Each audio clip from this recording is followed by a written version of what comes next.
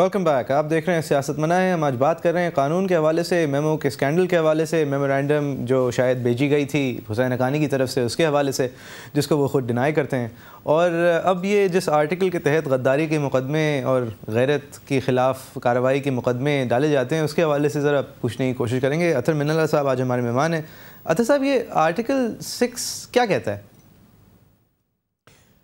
نہیں دیکھیں جی، آرٹیکل 6 تو آئین کو سبورٹ کرنے کا یا آئین کو ایبروگیٹ کرنے کا ایک پروویژن ہے، اور لیکن آپ جس ضمن میں کہہ رہے ہیں، جو پٹیشن تھی اس میں جو الزام ہے اس کو کہا گیا ہے کہ دس از ویجنگ وار اگینسٹ پاکستان.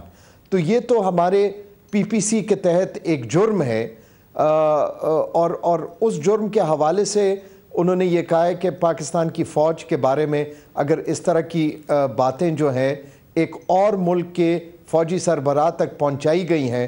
اب یہ تو پتہ نہیں ہے کہ یہ کس نے کی ہیں. دیکھیں، منصور اعجاز صاحب پاکستانی شہری بھی نہیں ہیں، وہ امریکہ کے شہری ہیں. ان کا کردار بھی، ان کا بیک گراؤنڈ بھی ایک ہے، لیکن اس میں ابھی کوئی شک نہیں کہ وہ میمو جو لکھا گیا ہے اس کے جو کنٹینٹس ہیں، وہ کنٹینٹس پہ ابھی کسی قسم کا کوئی شک و شبے کی گنجائش نہیں. تو یقیناً ہم لوگ اپنے اداروں کے بارے میں آپس میں تنقید بھی کرتے ہیں، سب کچھ کرتے ہیں، لیکن ایک بیرون ملک اور خاص کر ایک ایسے ملک جو اس وقت اس خطے میں ایک بہت بڑی جنگ لڑ رہا ہو، اس کے سامنے اپنی فوج یا اپنے اداروں کے بارے میں اس طرح کا کچھ لکھنا اور پھر اپنے سفیر پہ یہ الزام ہونا، میں سمجھتا ہوں یہ انتہائی ایک سنگین اور حساس معاملہ ہے، جس کو ہمیں بڑے احتیاط سے ہی نہیں بلکہ اس کو اتنی شفاف طریقے سے تحقیقات اس کی ہونی چاہیے تاکہ کسی قسم کا کوئی شک و شبہ نہ رہے. صحیح. اطہر صاحب، یہ شک و شبہ نہ رہے، بالکل ٹھیک فرمایا. میں آرٹیکل 6 کے حوالے سے میرا بھی یہ خیال ہے سر کہ یہ اگر حسین حقانی صاحب نہ ملوث ہوتے، یہ between mask and the military لکھنے والے، اور اگر یہ امریکن جنرل کو نہیں لکھ رہے ہوتے تو شاید معاملہ کچھ دوسرا ہوتا. آپ قانون دان بھی ہیں سر، لائرز موومنٹ کا حصہ بھی تھے. آپ نے ایک عامر کے خلاف اور آمریت کے خلاف آپ نے ایک جد و جہد کرنے کی کوشش بھی کی. سر، اگر یہ سارے میمو کے ساری جو باتیں تھیں وہ ہماری پارلیمان میں ہوتی اور ہمارے لیڈران آپس میں کر رہے ہوتے اور بھلے خفیہ طور پہ کر رہے ہوتے، تو اس میں کوئی برائی ہوتی؟ نہیں، میں سمجھتا ہوں کہ آپ نے بڑی ہی اہم بات کہی، اور کاش یہ پارلیمان، دیکھیں اس پارلیمان کے لیے آپ نے اور ہم سب نے مل کے اس جمہوریت کے لیے یہاں پہ پاکستان میں بہت لوگوں نے قربانیاں بھی دیں، اور میں تو ہمیشہ میرا یہ موقف رہا ہے کہ اگر یہ پارلیمان فعال ہوتا اور یہ سارے معاملات پارلیمان میں ہی طے ہو جاتے تو یہ اس پاکستان کے لیے بھی اچھا ہوتا اور باقی اداروں کے لیے بھی بہت اچھا ہوتا. اور میں نے جس طرح شروع میں کہا تھا کہ اگر پارلیمان کی طرف سے یہ اکتوبر سے معاملہ چل رہا ہے، اگر پارلیمان میں ہی سیاسی قوتیں سب مل کے اس کو نہ صرف اٹھاتی، ایک ایسا کمیشن حکومت سے بنواتی جس کمیشن میں ایسے لوگ ہوتے کہ جن کے اوپر پوری قوم کا اعتماد ہوتا، تو میں سمجھتا ہوں یہ معاملہ عدالت تک پہنچتا نہیں.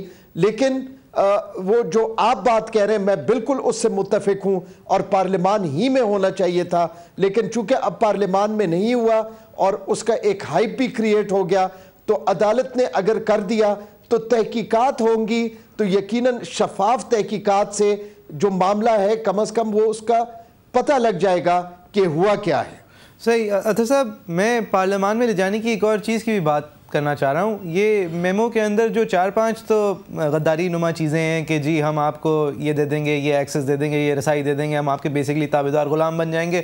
جو کلائنٹ سٹیٹ ہم آپ کے انفارملی ہیں وہ فارملی ہو جائیں گے. ان کو اگر ہم ہٹا دیں ذرا 2 سیکنڈ کے لیے، اور جو اس میمو کا بیسس ہے اس کے حوالے سے بات کریں کہ ہم چاہتے ہیں کہ سویلین سپریمیسی ہو آرمی کے اوپر، فوج جو ہے وہ سیاستدانوں کی سنیں. سر، آج کی فوج تو میرے خیال سے چاہتی بھی ہے کہ اگر اتنے اہل سیاستدان ہمیں مل جائیں تو وہ کسی کی سن بھی لے، اور وہ میرے خیال سے ان کی نیت بھی یہی ہے. مشرف صاحب کے بعد فوج زیادہ سنانا نہیں چاہتی بلکہ کچھ سنبھلنا اور سنبھالنا چاہتی ہے. آپ سمجھتے ہیں کہ ہمیں اس ڈائریکشن میں میمو کو ہٹا کے، لیکن میمو کا جو بیسک متن ہے اس کی طرف پاکستان اگر جائے گا تو بہتر ہی ہوگا کہ ایک فوج جو ہے وہ سنے ایک ڈیفنس کمیٹی کی؟ دیکھیں جی، یقیناً جب ہم سب یہ قوم آئین کی بالادستی کی بات کرتے ہیں، اور جو پوری تحریک تھی اس کا مقصد ہی یہ تھا کہ اس ملک میں آئین اور قانون کی بالادستی ہو اور بار بار جو ہے ایک کوئی شخص آ کے اور ٹیلی ویژن پہ تقریر نہ کرے اور آئین کو مسخ نہ کرے, آئین کو ایک کاغذ کا پرزہ نہ سمجھے, کیونکہ دنیا میں ان ممالک نے ترقی کی ہے جن ممالک نے اپنے قانون, اپنے آئین کی بالادستی کے لیے قربانیاں دی ہیں. تو میں سمجھتا ہوں آپ بالکل درست کہہ رہے ہیں, لیکن یہ ہمارے کرنے کی چیز ہے. دیکھیں, ہم نے اگر اس ملک کی تباہی آج ہوئی ہے یہ ہمارے اپنے ہاتھوں ہوئی ہے, باہر سے آ کے کسی نے ہماری تباہی نہیں کی. ہم خود لوگوں کو جو ہے لوگوں کی غلامی کے لیے ہم خود تیار رہتے ہیں. تو آج کی جو اس ملک کی تباہی ہے اپنے ہاتھوں ہے, اور قانون اور آئین کو نہ ماننے اور اپنی ذاتوں کو آئین اور قانون پہ اوپر رکھنے کے لیے اسی وجہ سے آج ہم اس جگہ تک پہنچے ہیں. لیکن اس میں کوئی دو رائے نہیں ہو سکتی کہ آئین اور قانون کی بالادستی ہوگی تو ہم بھی ان ملکوں کے ساتھ شامل ہوں گے جو سر فخر سے اٹھا کے چل سکتے ہیں. آج اگر ہمارے سبز پاسپورٹ کی تذلیل ہوتی ہے تو میں سمجھتا ہوں اس کے ذمہ دار بھی ہم خود ہیں.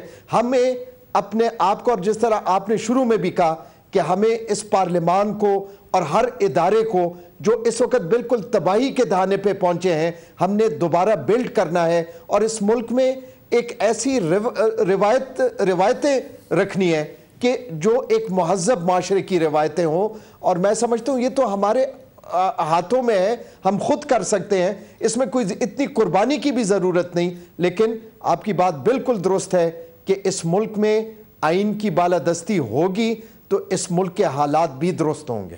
اطہر صاحب, اگر میں آپ سے پوچھوں کہ مشرف صاحب کے آنے سے پہلے نواز شریف صاحب کا ان کو ہوا میں چھوڑنے کے بعد یا ہوا میں چھوڑنے سے بھی پہلے وہ جس کی وجہ سے کو ہوا, شہباز شریف صاحب کو بھیجا گیا تھا جب کارگل کا پتہ چلا تھا نواز شریف صاحب کو, اور ان کو اب خیال آیا تھا کہ معاملہ گڑبڑ ہے, تو دین چیف منسٹر پنجاب شہباز شریف صاحب کو واشنگٹن بھیجا گیا تھا لگ بھگ کچھ اسی بات کے ساتھ کہ ہمیں ہماری فوج سے بچا لو.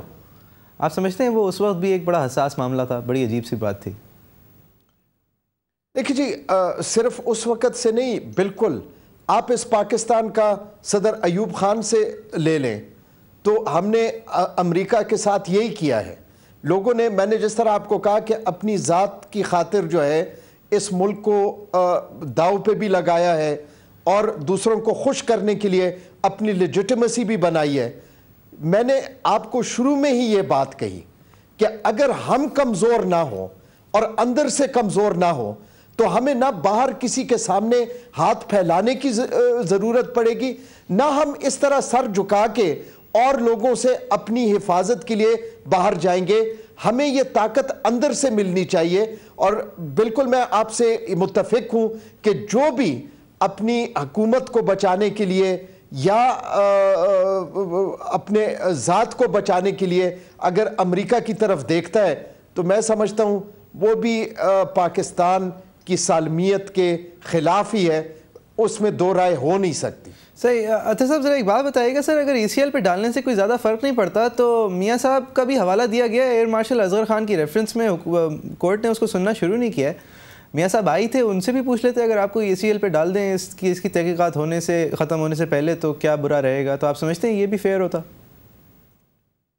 دیکھیں جی, میں سچی بات کرنی چاہیے, ہم کوئی آئیڈیل سچویشن میں ہے نہیں, اور جس طرف آپ اشارہ کر رہے ہیں اصغر خان کے پٹیشن میں, اس میں سیاستدانوں کے علاوہ وہ پیسے دینے والے جو ادارہ ہے وہ ایسا ادارہ ہے کہ میں نہیں سمجھتا ہوں, اور یہ ایک بڑا حساس مسئلہ ہے. میں بالکل آپ سے متفق ہوں کہ اس پٹیشن کی بھی سنوائی ہونی چاہیے, اس پٹیشن کا بھی فیصلہ ہونا چاہیے. شاید ہم ابھی تک اس لیول تک پہنچے نہیں ہیں, شاید وقت آئے گا کہ اس کی بھی سنوائی ہوگی, لیکن جو ریئلٹی ہے وہ یہی ہے جو آپ کے سامنے ہے. اور وہ بھی پٹیشن ایک دفعہ سامنے آنی چاہیے, اس کو بھی ختم ہونا چاہیے, کیونکہ دیکھیں اس ملک کی سیاست کو تباہ کرنے والے بھی ادارے ہیں, بھی اشخاص. صاحب معذرت سر, اگر سوری سر, ہمیں بریک لینی ہے, بریک کے بعد جب واپس آئیں گے تو اسی موضوع کرنے کی کوشش کریں گے. ہم نواز شریف صاحب کے حوالے سے بات کر رہے تھے, ان کی ایک اگر خصوصی پریولیجز ہیں تو کیوں ہیں. اطہر صاحب ہمارے مہمان ہیں, back with you after break.